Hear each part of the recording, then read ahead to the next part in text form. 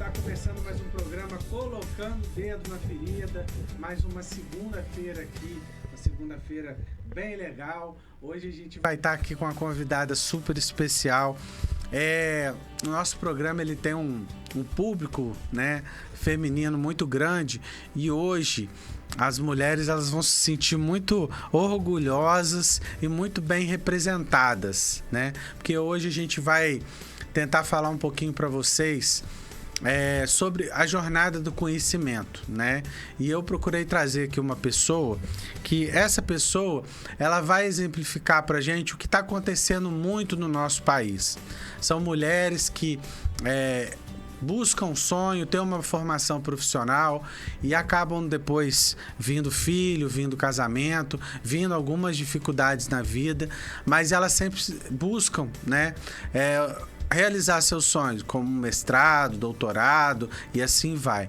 Então, hoje a gente vai falar muito sobre isso, sobre a jornada do conhecimento, uma coisa que vale tanto para mulheres quanto homens, e através da minha convidada aqui. Bom, a minha convidada é a Michele Peçanha, né? Ela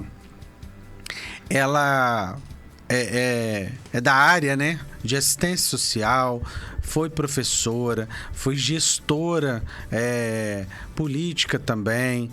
É uma pessoa que entende muito, muito, muito dessa área de assistência social, que é uma área muito importante. Eu, no final, inclusive, quero também fazer algumas perguntas para ela na área de assistência social, para ver o que né, o que ela acha, o que ela não acha. Mas assim, hoje eu estou recebendo aqui a Michele Peçanha, que é um prazer enorme te trazer aqui. A gente sempre tá querendo te trazer, mas a sua agenda lá atrás estava muito movimentada. Na outra temporada você não deu para estar aqui com a gente por conta da sua agenda, e dessa vez a gente conseguiu te trazer. E é uma honra estar te recebendo. Queria que você se apresentasse para as pessoas e que você falasse um pouquinho aí pra gente. Tá bom, Michele? Boa noite. Boa noite a todos que estão acompanhando a gente. Dizer também da minha alegria, da minha satisfação em estar aqui com o Dr. Valmir num programa, né, que é tão provocativo, né, Dr. Valmir, esse nome, né? Colocando o dedo na ferida. Faz a gente, né, refletir sobre algumas questões. Dizer para o senhor que a minha área, né, não é da área da assistência, eu sou da área do serviço social, né? Porque o serviço social ele atua em diferentes áreas, e a área que eu, né, escolhi, porque eu amo, é a área da assistência social. Mas eu sou formada em serviço social pela Universidade Federal Fluminense, me formei em 98. Dia 1º de abril agora de 2024, né, eu fiz 22 anos como servidora pública da Prefeitura de São João da Barra, que muito me alegra, porque eu amo São João da Barra. Também sou servidora daqui da Prefeitura de Campos. Aqui eu tenho um pouquinho menos tempo de trabalho. Tenho 48 anos, sou mãe, sou esposa, tenho 3 filhos, 3 jovens. E eu acho que é isso, é um pouquinho, né? A gente vai, ao longo da conversa, né? A gente Sim. vai falando aí da árdua trajetória da gente ocupar tantos lugares, né?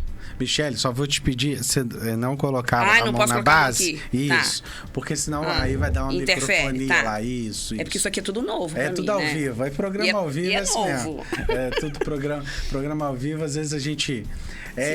o que acontece? Primeiro, essa área do serviço social, né? Como que isso criou na sua vida? Você já saiu falando assim, eu quero fazer serviço social, é meu sonho, ou você foi levada para isso? Na verdade, não vou dizer que eu fui levada, mas assim, também não era um sonho. E esse não era um sonho. Mas eu acho que era a oportunidade que no momento eu tive, né? Eu acho que não só eu, como muitas mulheres, como o senhor bem falou, né? Do fato da gente representar pessoas, eu acredito que eu, como muitas mulheres, muitas vezes a gente não tem a oportunidade. Eu acho que até no nosso país esse é um dos grandes problemas, né? Porque nem todos têm as mesmas oportunidades. Então, às vezes, você até quer ser alguém, né? Exercer uma profissão, mas se você não tem a oportunidade, ou você não tem a condição, às vezes, de custear, né? aquele determinado sonho, aquilo se torna um pouco inviável naquele momento. Quando eu me formei, o serviço social era aquilo que, para mim, era mais viável naquele momento. E aí eu, passei no vestibular e fui cursar serviço social, e onde eu me encontrei, né? Amo a minha profissão e sou muito feliz nela. Terminando a minha graduação, eu comecei... meu primeiro exercício profissional não foi como assistente social, e sim como professora dentro da Universidade Federal Fluminense, como substituta, professora substituta. E foi ali que me propiciou eu alcançar esses outros espaços, no caso, como servidora pública, porque foi estudando, né? Porque a gente, quem é professor, quem dá aula, e como acredito em toda profissão, a gente não sabe tudo. Sim, né? Sim. Então a gente tem que estar aprendendo constantemente. E o exercício de ser professor me propiciou estudar para os concursos públicos. Então, assim, uniu-se o útil ao agradável. Atender uma necessidade minha de estar dentro do mercado de trabalho, e naquele momento que era possível era sendo professora. E aí eu pude estar estudando e passei nos meus concursos públicos. Então, foi a minha primeira experiência profissional. E logo depois foi como assistente social, que eu sou até hoje, né? Mas assim, nessa primeira experiência sua, você já era casada? Você já tinha filho? Já era casada. Eu me formei, eu terminei a minha graduação já esperando a minha primeira filha. Na minha vida tudo é muito rápido, sabe, doutor Valmir? Então, assim, é tudo... E eu adoro isso também, porque eu sou uma pessoa que eu sempre fui muito inquieta, muito incomodada, muito questionadora com as coisas, e tudo meu numa velocidade um pouco, às vezes, maior, né? E aí eu terminei minha graduação, eu já estava esperando minha primeira filha, então eu já estava casada, e quando eu comecei trabalhando, eu já estava casada com a responsabilidade de ajudar, né, no sustento da minha família. Então, já estava, vamos dizer assim, já era uma mulher casada e com filhos. Sim, sim. Porque eu te fiz essa pergunta, porque muita gente tem muitas mulheres e muitos homens também falam assim, depois que eu casei, não deu mais para me estudar. A gente ouve muito isso. Eu acho que isso é uma realidade para muitas pessoas, sim, né? Depois que eu casei, não deu para me estudar. Depois que eu tive o primeiro filho, as coisas complicaram, não deu para me estudar. Só que a gente vê vários exemplos, né, de pessoas que casam e tem filho, mas depois vão em busca de um sonho, né? Sim. Tanto é que você tem... Hoje, se você pegar, existe um programa que chama, se eu não me engano, acho que é Enseja, né? Que é a educação para jovens adultos, sim, né? Você vê muitas pessoas que casaram, tiveram filho, criaram filho, e é ali que vão tirar o primeiro grau, o segundo grau, e tem gente que entra até na faculdade. Sim. Né? Você vê hoje pessoas até idosas nas faculdades e tal. Então, assim, eu sempre falo, nunca é tarde pra gente seguir os nossos sonhos. Sim. Né? Nunca é tarde pra gente almejar as coisas. Por mais que cada um tenha a sua dificuldade, por mais que cada um tenha a sua caminhada árdua, né? A gente sempre tem que seguir em frente, né? Bom, aqui dentro dos tópicos que eu separei para você, dificuldades como esposa, mãe e mulher, né? Então, assim, eu queria que você falasse um pouco sobre isso, sobre o papel da mulher na visão da sociedade, né? Onde fica enraizado que a mulher, quando se casa, deve viver em prol da família e deixar suas vontades, sonhos e objetivos em segundo plano, que é até uma ideia um pouco... que eu digo machista, um pouco retrógrada, e graças a Deus a mulherada hoje em dia tá mais para frente, né? E tá em busca do seu sonho. Então eu queria que você falasse um pouquinho sobre isso, sobre o papel da mulher na visão da sociedade.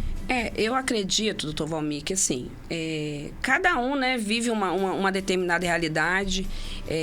Eu acho que né, nós mulheres nascemos e fomos criadas, educadas para servirmos, né, para cuidarmos da casa, sermos mãe, cuidarmos da casa. Muitas vezes a gente deixa realmente os nossos desejos, vontades em prol da família, às vezes, né, em prol dos filhos, em prol do marido. Mas eu acho também que isso vai depender de cada um. E por mais que tenha isso, muito como o senhor falou, enraizado na nossa sociedade, e até o senhor falou que hoje a mulherada está meio para frente, né? Eu acho que... Nesse sentido. Nesse sentido, né? Mas eu acho, assim, que ainda é a realidade de muitas mulheres, né? E eu acredito que, independente de ser mulher, de ser homem, né? Eu acho que a gente precisa saber a que viemos, o que a gente quer, né, da nossa vida. E as oportunidades, muitas vezes, elas não são as mesmas. Então, a mulher, eu não acho que não sou contra. E quem sou eu para ser contra ou a favor? Mas na minha situação, na minha realidade, as circunstâncias, elas nunca foram determinantes para poder eu desistir ou me limitar a alguma coisa. Então, por exemplo, o fato de eu ser esposa e ser mãe me impede de estudar. No meu caso, eu via isso.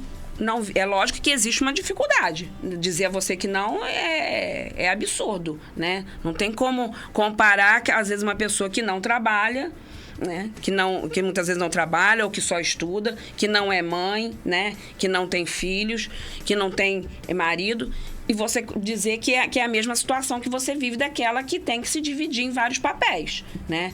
São realidades distintas. Mas eu acredito que essas diversidades, essas adversidades, elas não podem nos impedir e nos limitar a ponto da gente negar, né? Ou até enterrar os nossos sonhos, as nossas vontades, os nossos desejos. Eu acho que quando você está em família, você tem que conversar isso em família.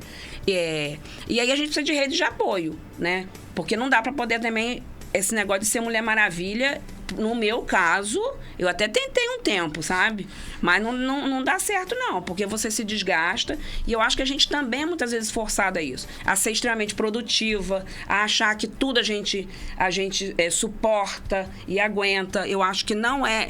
Tem coisas que a gente suporta, sim, mas essa coisa de você... porque tem que ser guerreiro, tem que ser... Hoje eu tô querendo paz, sabe, doutor Valmir? Não tô querendo guerra com ninguém, sabe? Então, eu acho que se a gente puder não guerrear tanto, isso é bom, né? Um pouco de paz pra gente poder conseguir saber aquilo que realmente a gente quer e poder ter uma convivência boa. Porque também, quando a gente tá em família, não são só os nossos sonhos, também são os sonhos dos outros. Sim, né? Sim. Então, assim, os filhos têm sonhos, o marido tem sonhos, né, outros familiares têm sonhos. Então, assim, eu acho que a gente precisa entender, sim, que a mulher, ela tem tido esse papel na sociedade, mas muita coisa está sendo, né, discutida hoje, e que bom que a gente tem despertado desse lugar que parece que a gente fica meio que adormecido durante um tempo, né? E tem gente que ainda continua adormecido. Eu acho que a gente precisa ter coragem, sabe? Coragem para poder falar sobre aquilo que nos incomoda, sobre aquilo que nos chateia, falar sobre a coragem para dizer daquilo que a gente gosta, né? Das nossas vontades. Porque tempo, eu também concordo que nunca é tarde para a gente começar as coisas, né? Então, no meu caso, eu não vejo isso como um empecilho. Existem dificuldades, mas essas dificuldades, elas muitas vezes servem até de combustível para a gente poder... De motivação. De motivação, de superação. Josiel, vamos dar uma... Volta aí um pouquinho aí o Face pra gente. Ó, a Lúcia Charles está aqui com a gente. O Paulo César Santos da Silva, dando boa noite pra gente. Tiago Azeredo, boa noite. A Sabrina Gonçalves dando boa noite. Vai lá no Instagram pra gente. No Instagram, nosso Instagram tá bombando lá, ó. Volta. Ó, Josiel, Aninha Charles entrou. Vitória Santos. Velúcia. Velúcia? Eu acho que é isso. Dix Angial, Alberto Rodolfo. O Alberto tá aí com a gente. Um beijo pra você, Roberto. Você é cara excepcional. Quero trazer ele um dia aqui. Excelente escritor, excelente, monta cada revista linda. Eduardo, Gabriela, tá aí com a gente. A Daily, Aninha, Charles, Letícia Coutinho, Jujuba. Deve ser uma Juju, né? Juju. Mesquita, Mansurlis, Carole, Jack Coutinho, Mel, vai descendo. Thaísa, Monique Lima, a Loren Pereira tá aí com a gente. Loren Pereira. Loren, daqui a pouquinho eu vou falar da Juju, tá? Eu vou fazer um comercialzinho aqui pra gente poder ajudar a Juju. Fantine Campos, Maria Gabriela Castro e o Disque Pierrotti também tá aí junto com a gente. Instagram, bastante gente aí. Vamos voltar lá no Facebook. Isso. Aí aqui a Sabrina chamando o pessoal aí, ó. O Andres, o Peterson, a Michele, para entrar aí com a gente. São as pessoas que sempre estão aí participando do nosso programa. Esse programa legal. Josiel, queria te pedir um favor, se for possível, você trazer uma aguinha pra gente. Porque aqui hoje nós vamos falar muito. E aí, sem água, a garganta vai ficar. Seca, né? A garganta fica seca e aí não dá certo, né? Uma coisa que você falou aí, que eu acho também muito importante, ô Michele, nesse processo de você querer sair para fazer alguma coisa, o cônjuge, né? O marido que dá força para a mulher e a mulher que dá força para o marido. Sim. Eu acho isso muito importante, né? Por exemplo, a minha esposa ela é concursada, ela passou em 2 concursos. Minha esposa trabalha segunda e terça no Espírito Santo, quinta e sexta em outra cidade. Eu também sou concursado em Araruama. Então, assim, a minha esposa, desde que ela falou, eu vou sentar para estudar para concurso, e ela trabalha, eu dei a maior força do mundo. A gente tem que dar força. Sim. A gente tem que... Porque o casal... eu sempre digo o seguinte, o casal não é um brilhar mais do que o outro, mas os dois brilharem. Sim, sim. Se os dois brilharem, a gente consegue construir uma família mais bonita e serve de exemplo para os filhos. Né? Porque os filhos, eles vão... não adianta, os filhos, eles o exemplo é os pais, né? E eu te conheço o Gravino, um abraço para ele, pessoa excepcional, gente boa, sempre solícita, um cara que eu ligo para ele a hora que for. Gravino, fala, doutor, ele, aquele jeito dele, mas ele é muito, tem um coração muito bom, né? E eu acho que, e aí a pergunta que eu ia te fazer agora, dentro dessa busca desses sonhos, você sempre teve, né, o Gravino ali te ajudando, te pondo para frente, ou ele é daquele que não fala nada, que deixa quieto? Não, ele apoia. Ele procura saber, querer entender às vezes o que eu tô querendo fazer, né? Mas isso aí é para quê, né? Com o intuito de quê? O que vai ser bom para você nisso, né? Então, assim, a gente procura se apoiar, né? Sim, sim. Tanto eu a ele, quanto ele a mim, né? Então, assim, são coisas que a gente conversa, mas ele é um marido que procura me apoiar, sim, né? Geralmente, a mulher, ela acaba, né, como a gente estava falando, ela acaba exercendo mais funções, então, geralmente, a sobrecarga é maior em cima da gente, né? Sim, sim. E aí, não é que o homem ele fique numa zona de conforto, não, mas...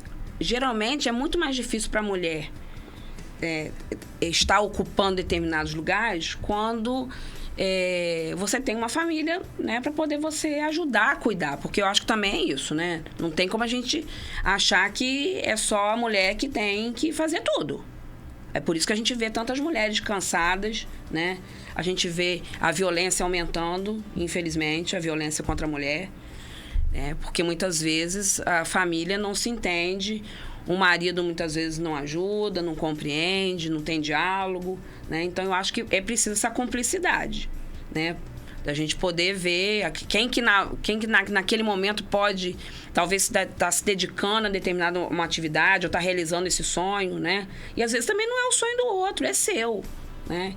E aí eu acho que precisa também respeitar isso. A gente procura tá conversando e tá se apoiando, né? Aí, no meio dessa loucura toda, que é a correria do dia a dia, você me inventa de fazer um mestrado, né? É meio que loucura mesmo. E aí, como que veio isso? Como que foi isso? Explica um pouco sobre o seu mestrado, o que é a sua base de estudo. Fala pra gente um pouco sobre isso. Então, o mestrado, bem que você falou mesmo, né? É uma loucura. Mas é uma loucura... Que eu faço essas loucuras É uma também. loucura prazerosa, vamos dizer assim, entendeu? E também se a gente não fizer essas loucuras, a gente vai fazer como? Eu acho que essas loucuras são até boas, entendeu? Tem determinados tipos de loucuras que são boas. Essa é uma loucura boa. O mestrado, ele veio na verdade, quando eu me formei e, né, ao exercer o papel, né, o trabalho como professora, você acaba querendo estudar mais, né? E como eu falei, eu sempre fui uma pessoa muito inquieta, muito incomodada com as coisas ao meu redor, muito questionadora. E aí você quer, às vezes, investigar uma coisinha aqui a mais, né? Do que você estuda, com o qual você trabalha, aquilo que você trabalha. E aí, eu logo que terminei a minha faculdade, eu queria fazer um mestrado. E tentei alguns processos seletivos e tudo, mas é aquela questão da maturidade. Naquele momento, não foi possível para a Michele. E aí, o meu sonhozinho do mestrado ficou meio que adormecido, como se fosse dentro de uma gavetinha.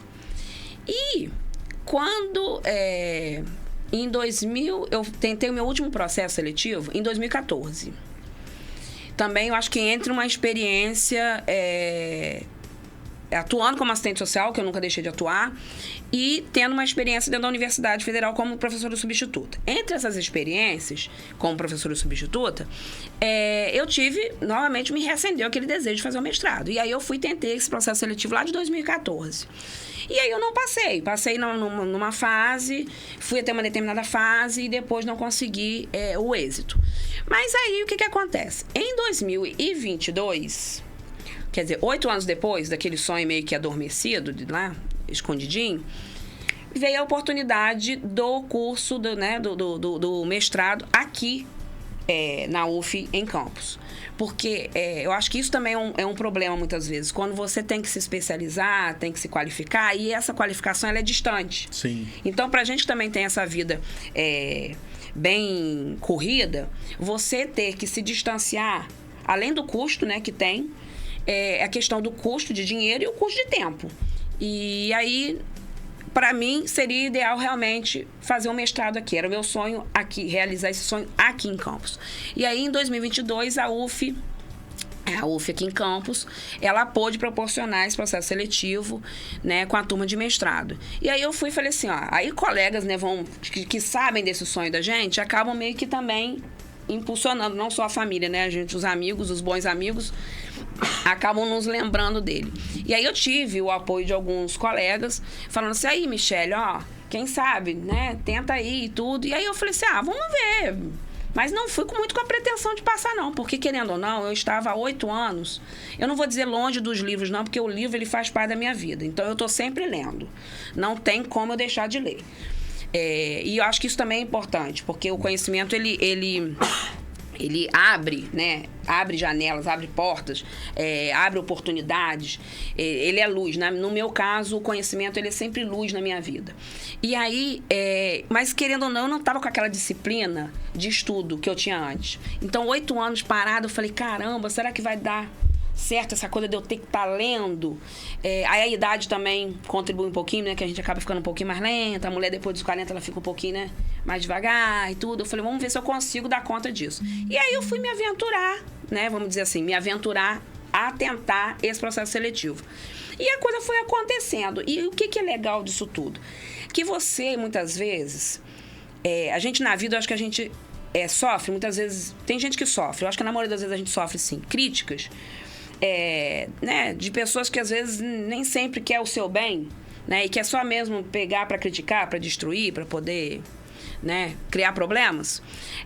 E muitas vezes essas críticas, quando vêm, fazem com que a gente se sinta, às vezes, menos do que aquilo que realmente a gente é. E aí, eu fiquei pensando, eu não tenho que estar me preocupando com isso, mas, ao mesmo tempo, a gente se preocupa, sim, porque você vai entrar em algo. Eu, pelo menos, não gosto de entrar em nada para perder. Eu gosto de entrar para poder ganhar. E aí, você acaba, nesses processos, você, às vezes, não deixando um pouquinho de acreditar na sua potencialidade. E foi um momento em que eu comecei a meio que redescobrir talentos que eu tinha e que também estavam meio que adormecidos. E esse processo tem sido muito interessante nesse sentido, doutor Valmir, de eu estar percebendo, né, de eu estar recuperando esses talentos, esses potenciais que a gente tem e que, em alguns momentos, a gente mesmo vai se auto-sabotando. Né? Tem gente que, às vezes, na vida, passa a vida e quer delegar ao outro a culpa por determinada coisa que, às vezes, você não faz. Sim, sim. Mas, às vezes, não é o problema o outro. O problema, às vezes, é você mesmo, que muitas vezes você não está acreditando em você. E aí eu voltei a acreditar em mim. Não que eu não acreditasse, mas eu digo assim, nessa questão, no quesito do estudo, do conhecimento, eu falei, não, vamos tentar. E aí eu fui vendo, caramba, você organizando um pouco melhor o seu tempo, você tem condição de ler, você tem condição de se desafiar, sair um pouco da sua zona de conforto, que eu acho que também tem um pouco disso. As pessoas hoje, elas acabam se colocando em zonas de conforto, entendeu? E que aí, muitas vezes, as coisas não acontecem na vida. É lógico que, para mim, é determinante essa questão de oportunidade. Né, e dos espaços privilegiados que muitas vezes nós ocupamos e que a gente, às vezes, não dá conta disso. Né? Existem muitas pessoas que elas não têm oportunidade, que as oportunidades são diferentes. E aí, a gente não tem como nivelar todo mundo, dizer assim, você não deu certo na vida porque você é preguiçoso ou porque você não quer nada. Não é isso. Muitas vezes não tem um trabalho, né? Não tem como você se sustentar. E hoje tudo a gente precisa. Para você se mover um pouco, você precisa do mínimo. Sim, né? Sim. A vida tem estado, infelizmente, cada vez mais difícil. E aí, quando a gente, querendo ou não, quando a gente olha a sociedade e vê, num país como o nosso, que é extremamente desigual, que é extremamente injusto, você vê que as diferenças, por exemplo, para brancos e pretos, não é igual.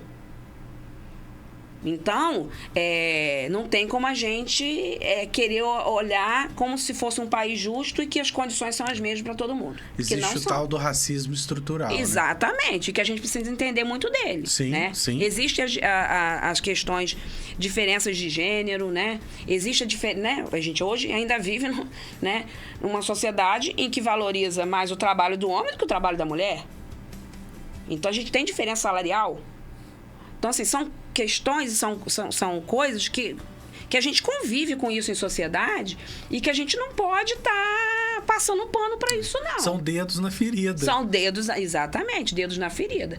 Então, assim, no meu caso, tem sido a busca pelo conhecimento tem sido desafiador e, ao mesmo tempo, tem sido a possibilidade, sim, de abrir oportunidades. Né? E não é porque eu tenho uma estabilidade, vamos dizer assim, por conta de ser uma servidora pública, que por conta disso eu respeito quem acha que isso é suficiente. Eu tenho meu emprego e tá bom, meu salário tá entrando no final do mês, eu não preciso mais conhecer, eu não preciso mais estudar.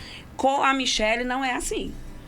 Eu tenho a necessidade de conhecer, eu tenho a necessidade de buscar, de aprender sempre. Não sei tudo, mas também acho que aquilo que eu sei, eu tenho procurado valorizar aquilo que eu sei e procurar dividir com as pessoas, porque eu acho também conhecimento.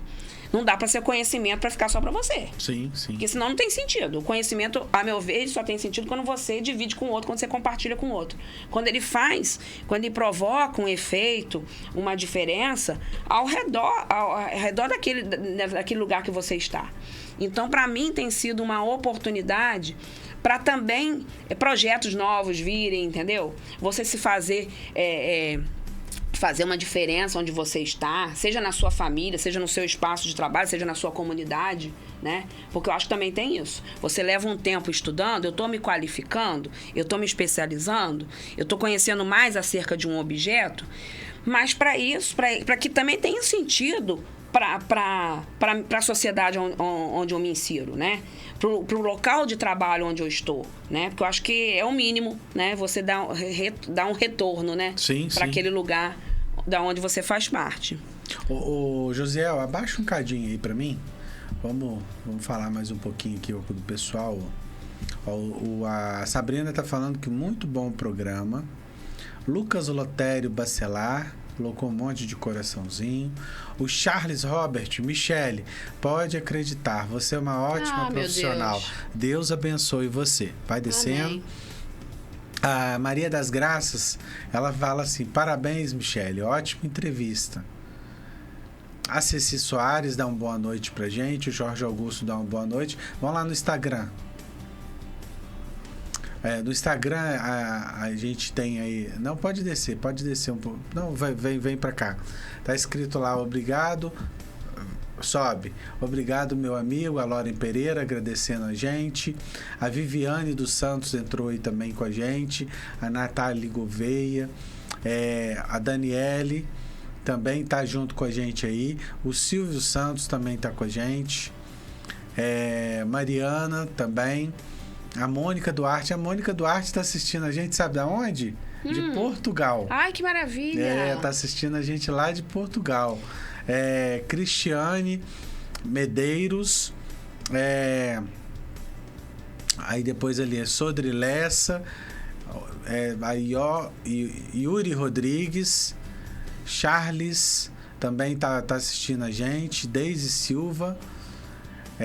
E a Wanda Maria também. E a Carol Azevedo. Beleza. Bastante tem mais uma galera, tem bastante gente online. Vamos voltar. Mas aí, menina, eu quero saber o seguinte: qual o tema do seu mestrado? Qual a área de atuação do seu mestrado? Pra gente saber o que fez você se apaixonar por esse mestrado e correr atrás disso. Então, a minha área da concentração da minha pesquisa é na parte de avaliação de programas, de avaliação de programas sociais. O meu objeto de pesquisa é um programa de transferência de renda, no caso, o programa de transferência de renda lá do município de São João da Barra, no qual eu trabalho. E assim, primeiro que eu sou apaixonada pela minha profissão. Sou apaixonada pela área da assistência social. 22 anos trabalhando ali. E os programas de transferência de renda, hoje, são programas que fazem diferença na vida da população. Tem muita gente que critica, que fazem críticas. Dá exemplo deles. Por exemplo, o programa Bolsa Família é o nosso, carro-chefe. É o carro-chefe do nosso país. Sim. Tem o programa, no caso, o programa de transferência de renda lá de São João da Barra, que é o Cartão Cidadão, que também faz uma diferença enorme na vida das pessoas. Aqui em Campos também tem um programa também de transferência de renda agora. Acho que há um tempinho para cá, que agora tem esse programa. Então, assim, são programas que buscam minimizar, e aí a gente fala minimizar, a desigualdade social que as pessoas vivem, Então, eu acho que não tem como você combater.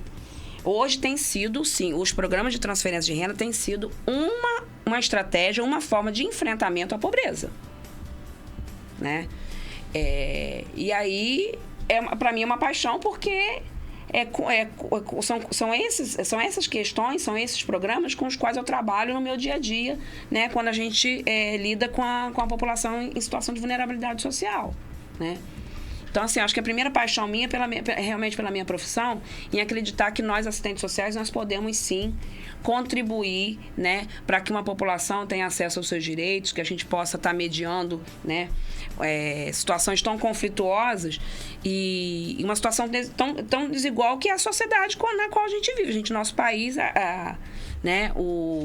o nível de desigualdade social é muito grande. Então, os programas de transferência de renda são os quais eu trabalho e foi o que eu elegi como objeto da minha pesquisa.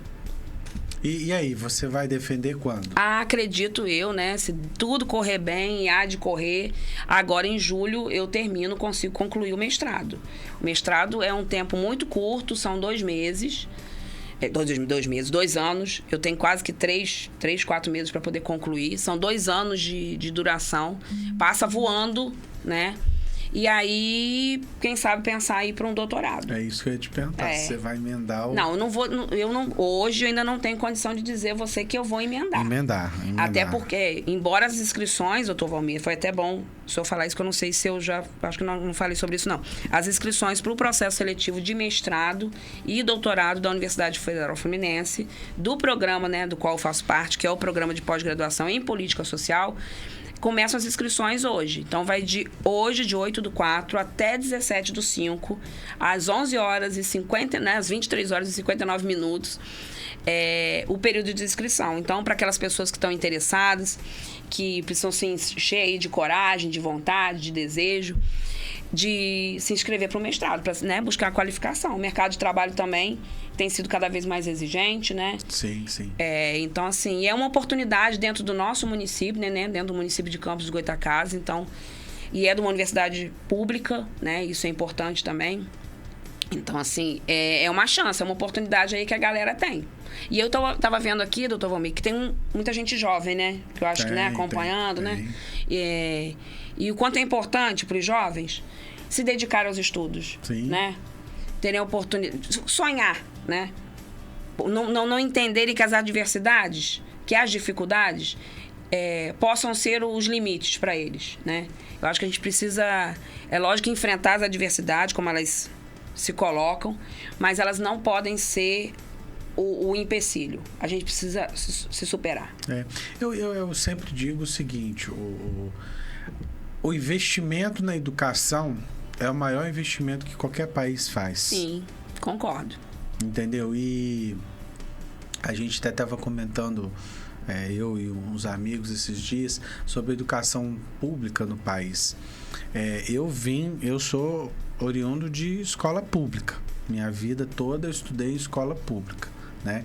A única parte da minha vida que eu pisei numa escola particular foi a faculdade, e mesmo assim com bolsa, né? Então, porque senão eu não conseguiria ter feito odontologia. Mas na nossa época, a escola pública era uma escola de qualidade, né? A gente tinha escolas públicas excelentes. Os alunos, eles respeitavam muito a figura do professor, e hoje mudou muito isso, né? Hoje você vê um desrespeito muito grande à figura do professor, um desrespeito até no sentido até salarial dos governantes, porque sim, hoje o professor ganha muito mal. A grande verdade é essa. É raro você ver uma prefeitura que ela paga aquilo que realmente o professor merece, né? Só que a gente tem que conscientizar, e eu sempre falo isso para os jovens que vão no meu consultório, tal, essa importância da gente estar investindo na educação, e a importância de que, como eles estão com a cabeça fresca, como eles ainda não são casados, como eles ainda não têm filhos, sim, que isso aí lá na frente eles vão poder... Nossa Senhora, eu tinha tudo para poder estudar, para poder fazer aquilo, e naquela época eu não fiz. E aí depois tem que correr atrás. E quando você corre atrás, você tendo toda essa complexidade de família, de emprego, de correria, isso é complicado, né? Eu queria que você falasse um pouquinho também, que...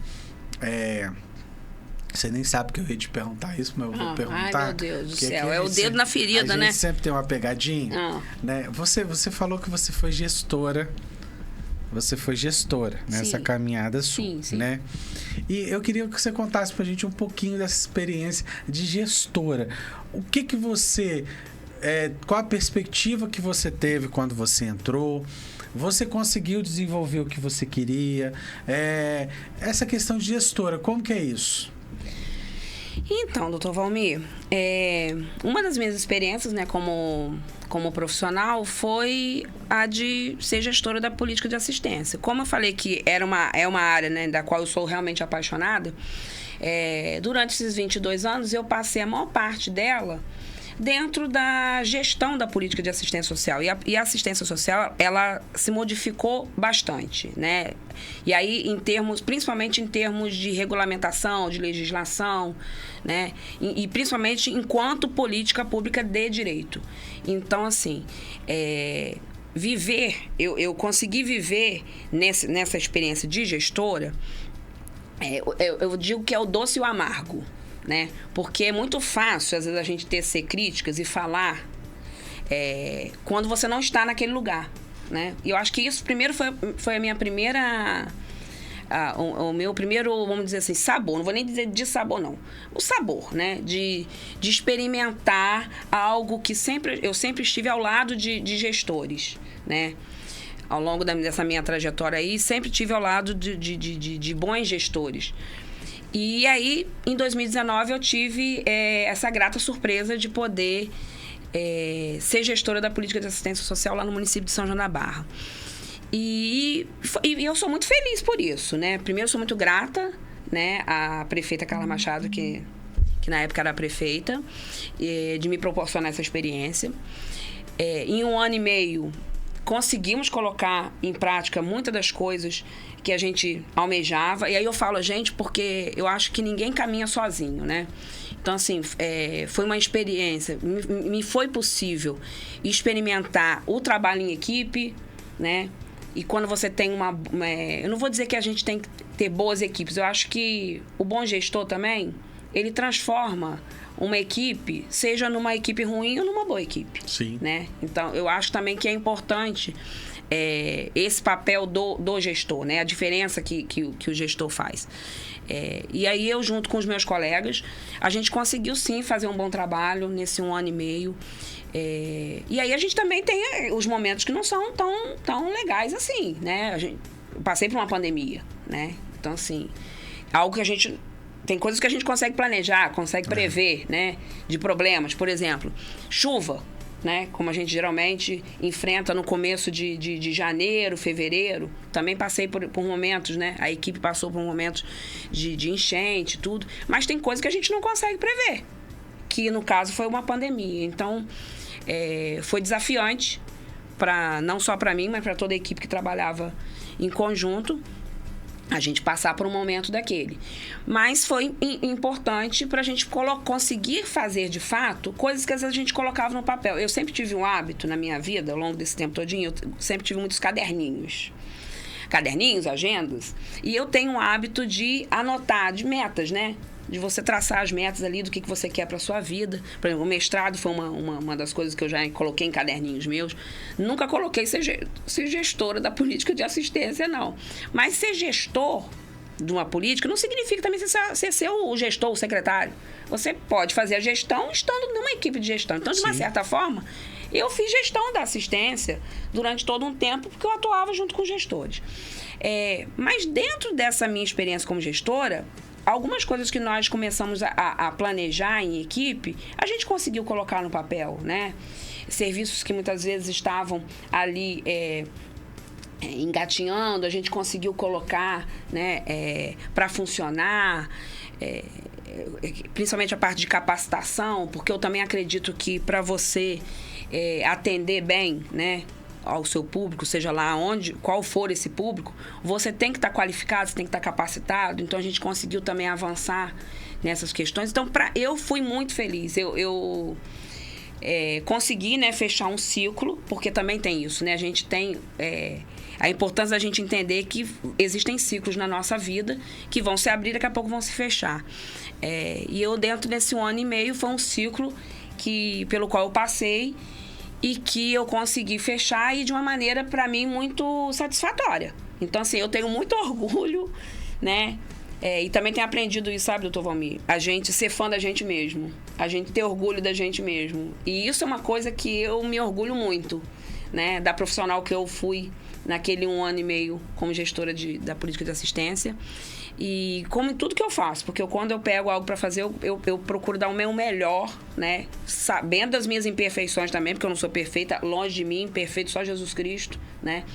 Mas eu procuro dar o meu melhor e fazer com que quem esteja ao meu lado também procure dar o melhor de si. E as coisas ruins que nós temos, eu prefiro a gente pegar e descartar. Eu acho que coisa ruim vai para o lixo, né? Então, coisas que não servem em nós, que não são legais, ou a gente melhora ou a gente descarta. E aí, eu também fui muito feliz porque a nossa equipe, ela procurava trabalhar com aquilo que ela tinha de melhor. Então, cada um naquilo que tinha de melhor poderia contribuir e eu acho que a gente fez um trabalho muito legal. Então, eu me orgulho muito desse período. O grande segredo do gestor é isso, ele tirar o potencial de cada um dentro da equipe. Se ele conseguir fazer isso, a equipe vai longe. Josiel, coloca aquilo que eu te pedi para você colocar aí, pra gente falar um pouquinho lá da Juju. Nós estamos precisando ajudar a Juju. Coloca aí na tela. Se você puder colocar a minha tela aqui um pouquinho maior para eu poder ver. Ó, isso aí é uma rifa de um ferro de passar, tá? Em prol da viagem para avaliação da cirurgia cervical da Ana Júlia no Hospital da Criança no Rio de Janeiro. Dia 27/3, pois dia 27/3 vamos participar de uma reunião com a equipe médica, pois estamos arrecadando um valor para estarmos arcando com as despesas da viagem. E nos próximos dias estaremos com ela para fazer a cirurgia. Aí ela tinha feito essa rifazinha aí para poder fazer essa viagem. E aí o que acontece? Veio no meio do caminho a questão do leite. Porque aquele Prega-Mil, acho que é o nome do leite, se eu não me engano, ele está em constante falta na Prefeitura de Campos. Então está deixando essas crianças que precisam do leite em falta. E aí eu falei com a Loren, que é a mãe da Juju. Eu inclusive vi a Juju hoje, ela passando na cadeirinha dela, a Loren empurrando. Eu falei aí a Loren me mandou, ó, estaremos retornando ao Rio na próxima quarta-feira e essa rifa é para ajudar a comprar o leite. Então, quem puder, por gentileza, fazer um Pix para Juju, o Pix tá aí, ó, é souza8807@gmail.com. souza8807@gmail.com. Vamos ajudar a Juju. Vamos ajudar. Eu sempre procuro ajudar essas pessoas, porque o que acontece, gente? Quando falta o leite para uma criança dessa, quando os pais não têm condição, vocês não têm noção do que é. Vocês não têm noção do desespero dessas pessoas, do desespero. Então é uma coisa que não pode faltar, é inadmissível faltar. E eu peço até aos gestores da nossa cidade, do nosso município, para não deixar faltar, não. Para poder comprar, para poder distribuir de forma correta, para poder a gente não ter esse problema aí. E vamos ajudar, gente. R$10 cada número aí. Você ainda corre o risco de ganhar um ferro de passar roupa novo, né? E independente disso, é um ato que a gente está fazendo aqui em prol da Juju. Tá bom? Então vamos lá. Pix souza8807@gmail.com. Vamos voltar lá pro Facebook pra gente poder dar uma olhada lá. Volta só um pouquinho aí. Volta só um pouquinho que a Sabrina falou assim, ó, parabéns. Não, calma, Josiel. Você tá nervoso hoje, Josiel. Vai ter 10, isso. Vai devagarzinho. Luiz Lessa, parabéns pela entrevista. A Sabrina, parabéns pelo seu esforço, Michele. Vamos descendo. A Daniele ali, ó. Daniele Berto, que Deus continue abençoando você e sua família. Parabéns. O Andres, melhor programa da Rádio Aurora, colocando o dedo na ferida. Esse faz dar Parkinson dos maus políticos da região. O Andres, ele sempre traz coisas engraçadas aí pra gente. Ele fala que o Dr. Valmir faz a diferença na nossa planície. Não, a gente não faz a diferença. Não. Todos nós podemos fazer a diferença desde que a gente sempre pense no próximo, né? Eu sempre falo que a gente sempre tem que ter uma veia de serviço social, porque o serviço social está sempre pensando no próximo. Pergunta que eu quero te fazer, e essa é uma pergunta que realmente a gente vai colocar o dedo na ferida. Eu não quis te fazer antes, porque eu faço isso com os convidados, senão ele pensa muito na resposta e é uma coisa que eu sei que você vai dar uma luz pra gente. Ih, meu Deus. Eu tenho observado, Michele, o aumento muito grande de moradores em situação de rua aqui em Campos. E uma coisa que eu observei quando você era gestora lá em São João da Barra, diversas vezes eu fui em São João da Barra e eu não vi morador em situação de rua lá. Eu confesso que eu não vi. O seu trabalho foi muito elogiado lá. E a gente sabe quando o trabalho de assistência social ele é elogiado, é pelas pessoas que primeiro usam os programas, usam as coisas do município e os moradores. E todo mundo que eu chegava e perguntava, todo mundo relatou que você foi excelente, que você não deixava, enfim. Você sofreu uma série de elogios. O que você acha? Qual a sua opinião sobre... Existe alguma fórmula para a gente diminuir esses moradores de rua? O senhor realmente está colocando o dedo na ferida, Isso. né? Porque assim... Eu quero uma opinião sua, porque eu sei que você é uma pessoa, você tem uma vivência grande e não é todo dia que a gente tem a oportunidade de perguntar sobre isso. Então eu queria te fazer essa pergunta. Na sua visão, existe alguma fórmula ou é difícil mesmo? Não, eu acho que a questão da população em situação de rua, existem várias questões que fazem com que exista uma população em situação de rua.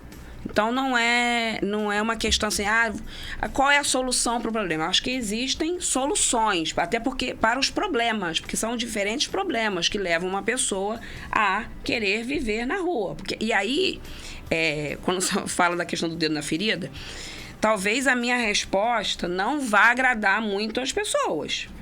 Por quê? Porque eu acho que primeiro a gente tem que ter um respeito a quem mora na rua. Sim.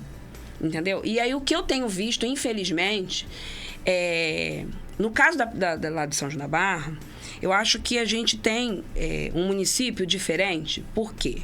Porque o município de São João da Barra, ele sempre foi preocupado. E aí, quando eu falo município, eu falo tanto da população de São João da Barra, os munícipes, quanto os gestores, de fazer com que as pessoas elas tenham os seus direitos assegurados, no sentido assim, se você precisa de alimento, você vai ter que ter alimento. Se você precisa de moradia, você vai ter moradia. Então, precisa haver programas para que possa atender a população, independente se ela é uma população de rua ou não. Sim. No caso da população de rua, existem determinantes que fazem com que aquelas pessoas façam opção, muitas vezes. E, às vezes, pode ser uma opção, né, de morar na rua. Eu não estou dizendo que é o caso daqui de Campos. Mas a gente sabe que a gente tem a questão de trabalho, de emprego, que não é para todos. E aí, quando eu estava falando da questão, né? Deixa eu voltar, porque eu preciso concluir. Isso que eu acho que as pessoas não se agradam quando eu for falar agora. Que é a visão que eu vejo higienista.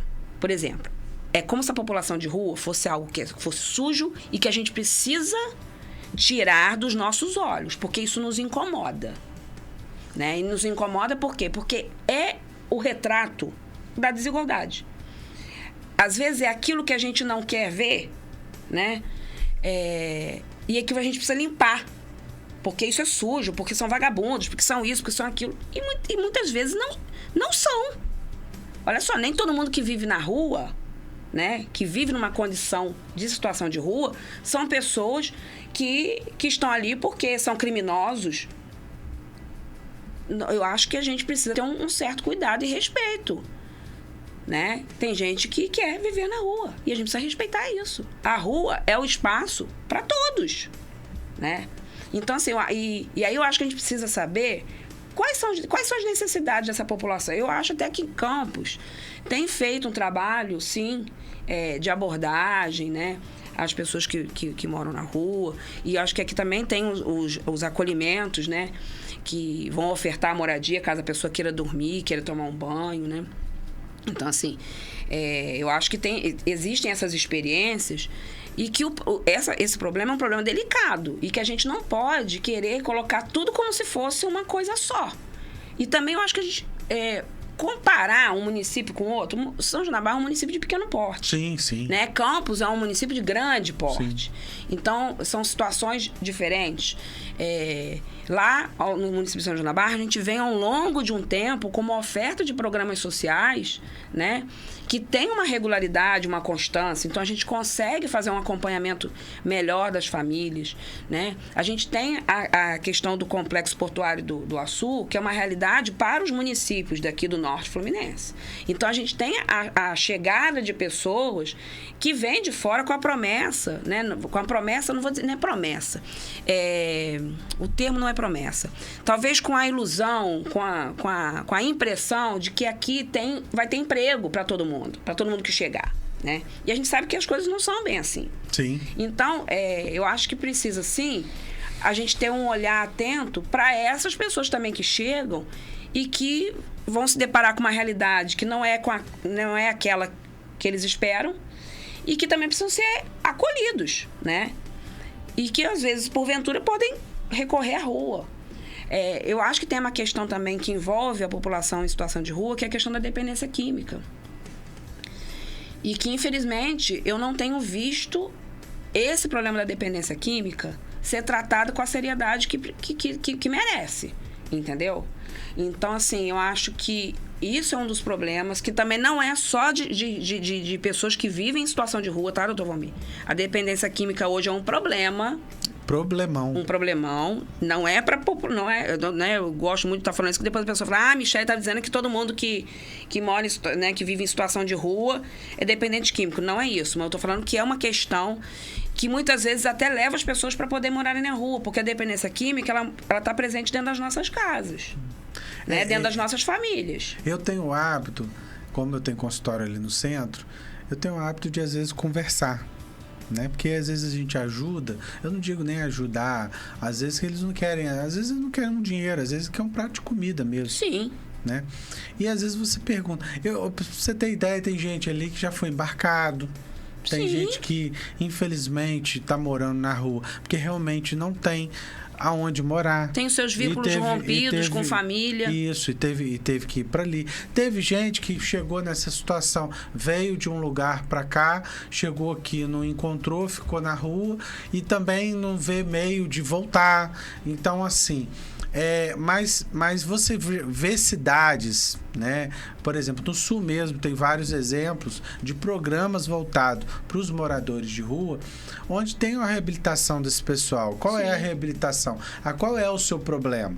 Meu problema é que eu queria voltar. Você quer voltar? A gente vai te dar o meio de você voltar. O meu problema é que eu estou sem moradia. A gente vai te dar uma moradia. O meu problema é que eu sou dependente químico. Então, a gente vai te ajudar a sair da dependência química. Então, todas essas formas, se você tiver programas sociais, né, e um serviço social antenado no sentido de que os gestores também deem carta branca, porque ninguém faz nada sem carta Exatamente. branca, né? Para poder trabalhar, eu acho que a gente consegue. E você esmiuçou muito bem essa questão. Mais uma vez, nós temos o racismo estrutural. Isso aí também é uma forma de preconceito estrutural. E ali são vidas, são seres humanos, e você tem que conhecer cada um, né? Cada um tem a sua história, né? Menina, o horário já está passando. Ai, meu Deus, que pena. Já está quase acabando. Primeiro eu queria te agradecer. Foi um papo muito gostoso. Assim, foi muito bom te trazer aqui. Gratidão é minha também. Queria muito ter te trago aqui. E queria que você desse suas considerações finais para quem está te assistindo. Para quem quiser algum contato com você, como que faz, rede social. E é isso. Então, doutor Valmir, agradecer primeiro ao senhor, né, o convite, dizer que para mim também é muito gratificante estar aqui, podendo falar um pouquinho, né, da minha experiência, essa minha experiência nesses últimos anos aí, né, principalmente como aluna, né, como aluna, sabe, dizer que é muito bom estudar, né, que seja um incentivo para as pessoas, né, e não tem essa questão da idade, né, às vezes a gente fica um pouquinho mais cansada, né, mas nada do que a gente, organizando um pouquinho o tempo, a gente consiga dar conta do recado. Então, que seja um incentivo, né, para as pessoas resgatarem seus sonhos, não enterrarem eles, né, buscarem suas redes de apoio, porque a gente precisa de rede de apoio para qualquer coisa que a gente for empreender na nossa vida. Seja estudar um pouco mais, seja um negócio, seja ter um filho, ter uma família, a gente precisa de rede de apoio, né? E de uma rede que realmente apoie, não que muitas vezes critique, né? E que venham críticas, mas sempre críticas construtivas, né? Para a gente poder evoluir, se transformar. E se quem quiser me acompanhar, eu não sou uma pessoa, não sou blogueirinha, não, sabe? Tô aprendendo também com isso, principalmente com os meus filhos, né? E também nesses últimos anos aí, com as experiências profissionais, que a gente também precisa estar compartilhando, né? Mostrando um pouco do que a gente faz para as outras pessoas, porque às vezes a gente acha que as pessoas não se inspiram, e se inspiram sim, a gente precisa, né? Mostrar aquilo que é legal. Tem tanta coisa também ruim que muitas vezes a gente vê dentro das redes sociais, né? E que eu acho que a gente precisa mostrar aquilo que é o bom, né? Coisas boas, notícias boas. Então, quem quiser me acompanhar aí, eu tenho meu Instagram, Michele Peçanha 1, né, pelo Instagram. Eu não uso muito Facebook, não, mas eu tenho lá o Facebook, mas eu uso mais o Instagram, eu gosto mais do Instagram, né? E é isso, doutor Valmir. Espero estar podendo, em outros momentos, quem sabe quando eu concluir aí o mestrado, né? Poder aí falar um pouco do meu objeto de pesquisa. Não, e a gente trazer você um dia para você falar sobre os programas sociais. Eu acho que vai ser um programa muito bom e a importância desses programas. Sim, porque é importante, sim. É importante isso e importante trabalho. Porque eu acho que, né, muitas vezes as pessoas têm uma crítica aos programas de transferência de renda, aos programas sociais, que falam assim, mas assim, né, as pessoas acabam acostumando as pessoas sem trabalho. Só que eu queria saber onde está o trabalho. Aonde está o trabalho? Né? Porque eu não tenho visto tanto trabalho assim, não. Tantas oportunidades de trabalho assim, não. E a gente hoje, doutor Valmir, ainda tem, vamos dizer assim, uma ameaça, vamos dizer, né, da inteligência artificial. Então, hoje as pessoas têm trabalho. Mas eu acho que daqui a um tempo, até aqueles que têm trabalho, pode ser que venham a não ter o trabalho. Então, a gente tem que ter um pouco de cuidado quando a gente realiza algumas críticas. Né, da gente querer culpabilizar as pessoas pela falta de oportunidade que elas têm, né? Então, eu defendo, sim, os programas de transferência de renda como um complemento, sim, à renda e como uma forma de enfrentamento para a pobreza. Então, é lógico que seria ótimo se tivesse o trabalho. Mas aonde está esse trabalho? Né?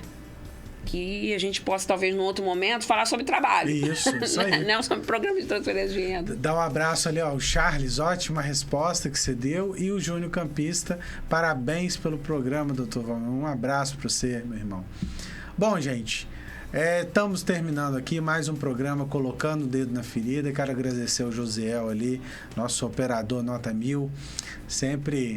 Sempre fazendo tudo do bom e do melhor para tudo sair bem. Agradecer a você que esteve nessa hora aí com a gente. Segunda-feira que vem, se Deus quiser, estaremos de volta. Um beijão para todo mundo e vamos continuar aqui, colocando o dedo na ferida. Tchau, tchau, pessoal. Tchau, gente.